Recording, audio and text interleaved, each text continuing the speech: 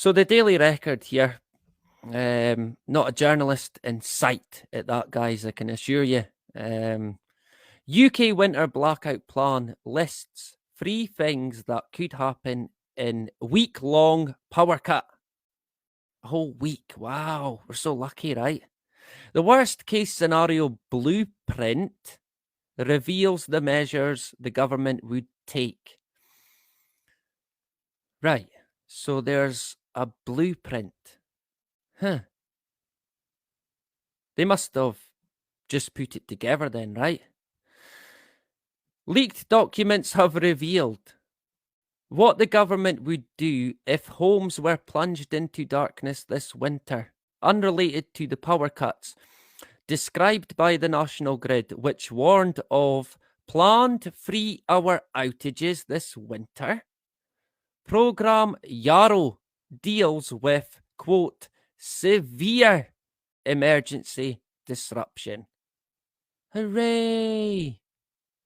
Support Ukraine. Put a Ukraine flag up. Support the war. Oh dear. Where's it gotten us now, right? The ever-doting human.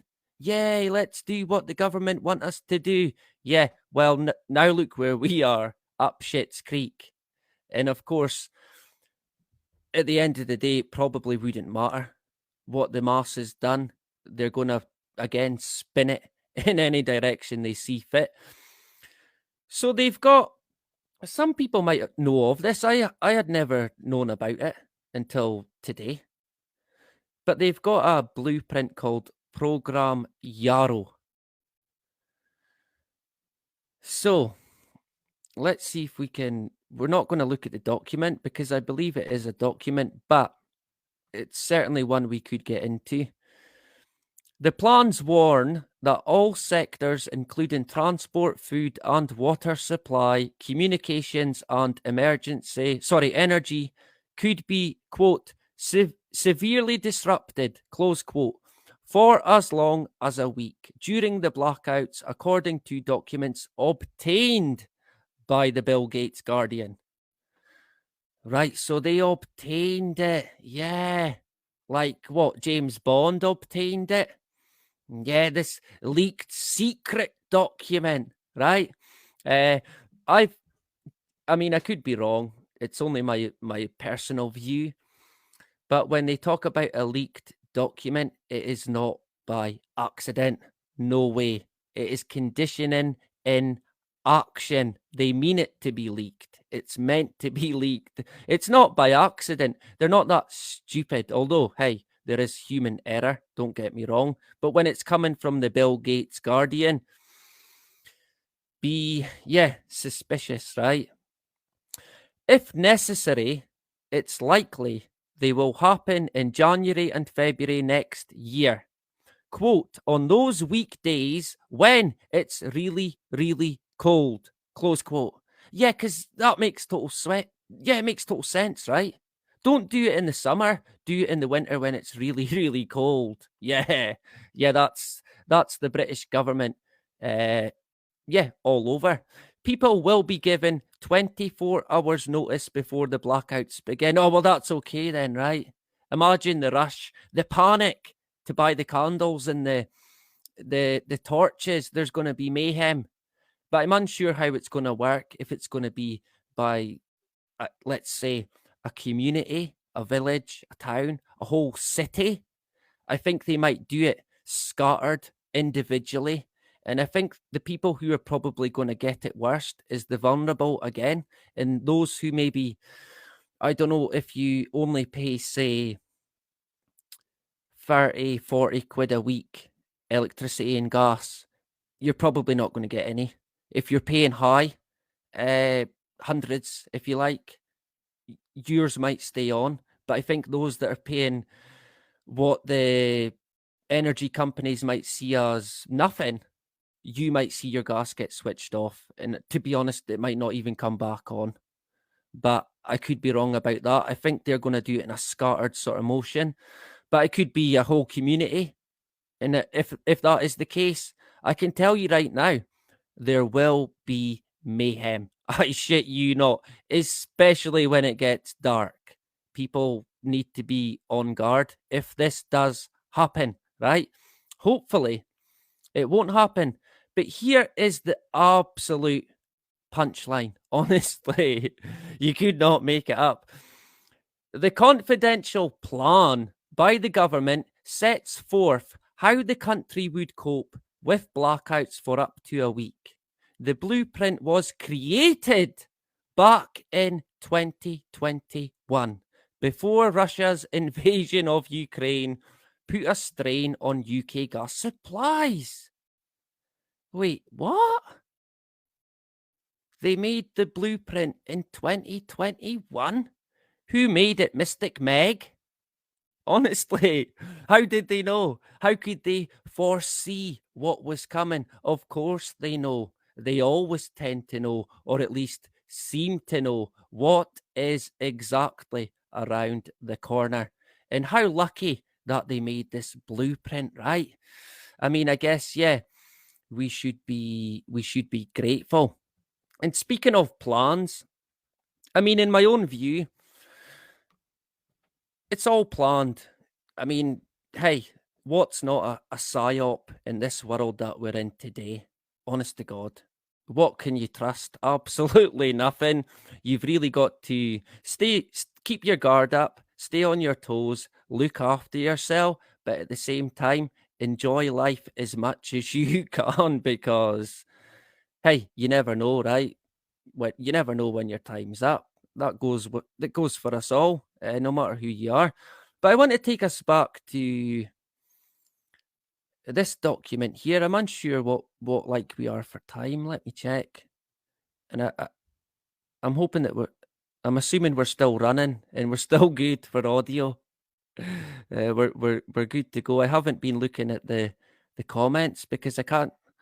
My eyesight is terrible, so I've had the screen zoomed right into the slideshow. But I appreciate all the comments. I can't read them, but I can see there's lots of people in the hood, and Anne as well. Rodriguez, good to see you. Great stuff. We're still going.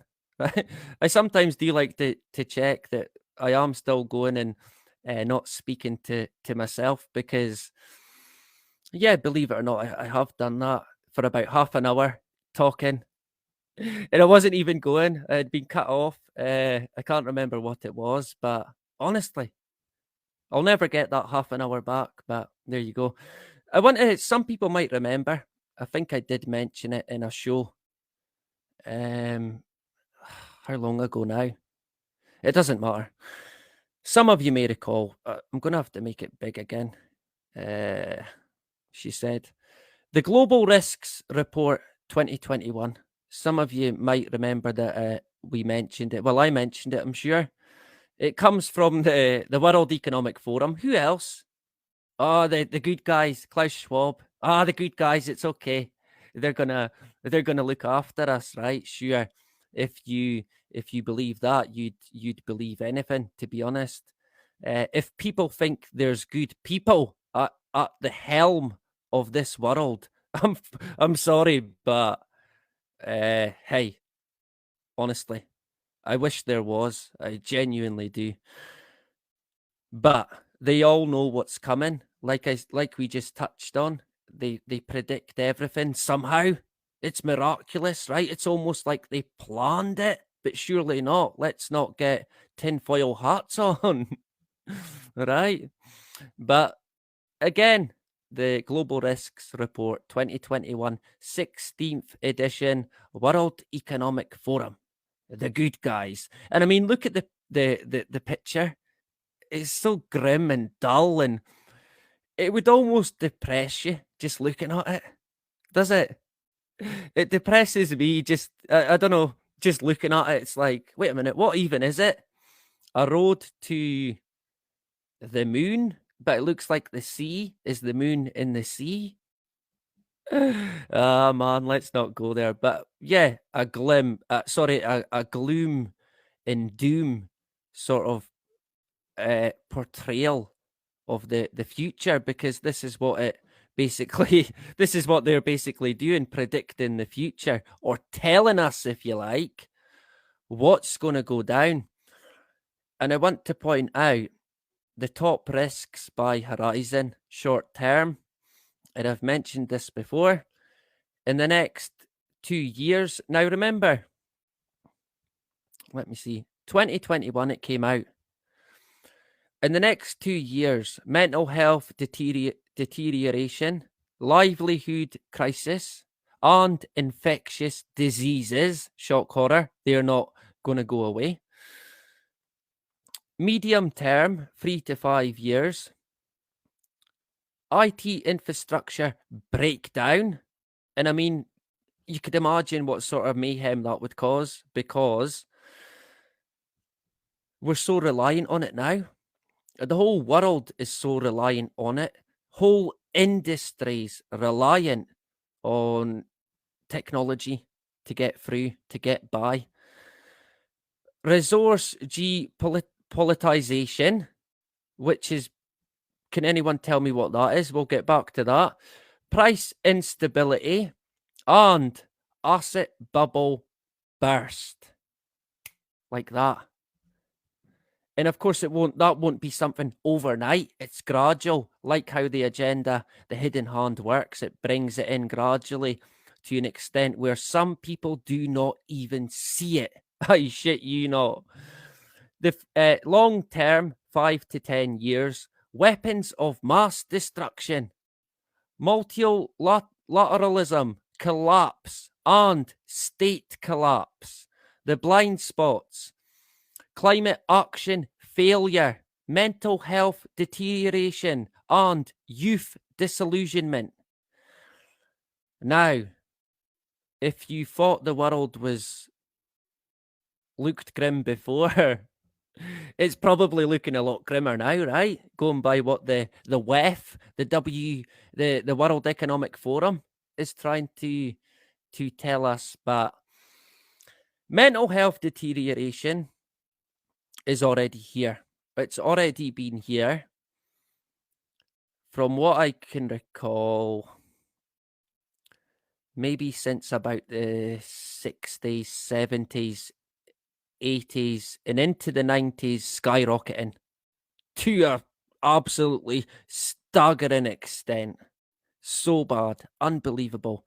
And I see that here in my own town, a small town that's had a severe issue, mental health, drug issue. I mean, you name it, it's quite unbelievable. So that's all already here. Livelihood crisis, again, personally, I feel that that's already here. Not that I'm having one, but who knows, right? You would never know in this world that we're in. Infectious diseases. How do I go about that one? What they call infectious diseases, yeah, I guess that's been about, well, since sliced bread, or since the invention of Big Pharma, if you like. IT infrastructure breakdown, not quite yet, but that is a big one. That will cause severe issues big time. I can already see it. It probably will be in motion already. When it comes to that, I think the war could play a part, but also when you've got the issues surrounding what they call sun flares, or not a geostorm, a solar flare storm. That's another drum that they have been beaten, and it's skyrocketed in the past few years. So that's one to look out for. Asset bubble burst, I think, yeah, again, gradual, but not kind of happened yet. Not in a sort of gigantic way. But again, that could come in slowly to an extent where you hardly even notice it unless you've got assets that you've lost or they've taken off you, because that's what, I mean, for an example with that would be if you owned property that the government deemed to be not carbon efficient, or not net zero enough. They're going to take it from you and probably knock it down and do whatever they want. That's, if not already here, not far away. Where did we get to? Long term weapons of mass destruction. I don't know why I've got these on. I can't even hear Alex. Weapons of mass destruction is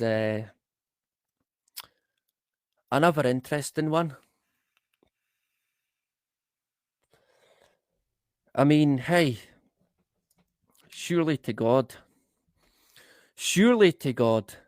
we are not going to see an exchange of weapons that causes mass destruction. But I would not rule that out, honest to God. They have even talked about a small nuclear exchange helping to combat climate change. I shit you not. It is insane, honest to God. And I mean, this is how crazy the world is. What are they saying there? That they're going to get people to possibly get behind the idea of a small nuclear exchange to benefit the planet. I mean, talk about insane, right? This is where we are. And that is genuine. That has been talked about. But of course, they're going to go ahead with the spraying, the aerosol spraying. We might touch on that a wee bit. It's been quite bad here in the rolling hills of Murrayshire in bonnie Scotland. Where did I get to there? So weapons of mass destruction. Multi, if you can say it, multilateralism collapse. Do we know what multilateralism is? It's kind of what it says, I guess. It's when you've got a group that come together and kind of work as one, as a collective.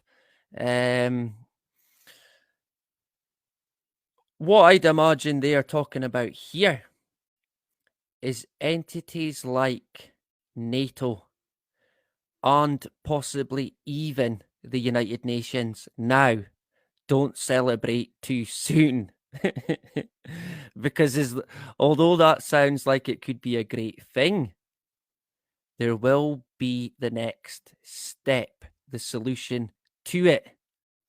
So what's the solution going to be to the multilateralism collapse? And add to that, state collapse, which would be basically a government collapse, right? Complete mayhem, possibly. What's going to be the solution offered up, right? Let me know.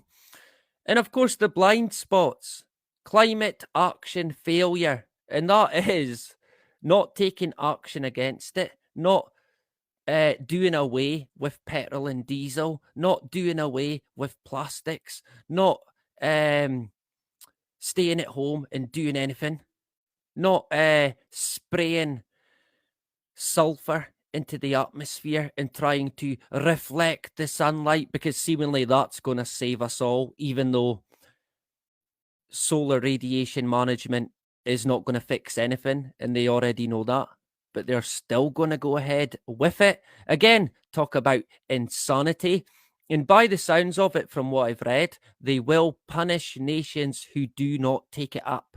So if a nation has the sense to be against geoengineering, they'll be suffering. I can assure you, they will be smoked out, and they will find a way to make them suffer, probably through I shouldn't laugh, probably through the weather. But what they'll do is they'll destroy their infrastructure, their trade, until, of course, they bend and break and accept the coming geoengineering program. And if you didn't know already, it's practically here. Look up, right? Mental health again, skyrocketing for decades. A huge, gigantic issue, a real pandemic, the mental health situation. And I mean, it boiled my blood so much when they had the cheek to come out, the WHO, and declare the coronavirus a pandemic in 2020, I thought, wow, you have not seen the half of it, man. Honest to God. Youth disillusionment, yeah, I think that's going to get worse. Um, and in fact, I think that's already happening.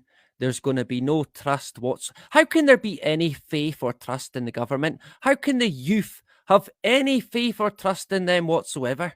Honestly, they couldn't. We can't blame them, and of course, we can't blaming anybody. Anybody is not the answer anyway.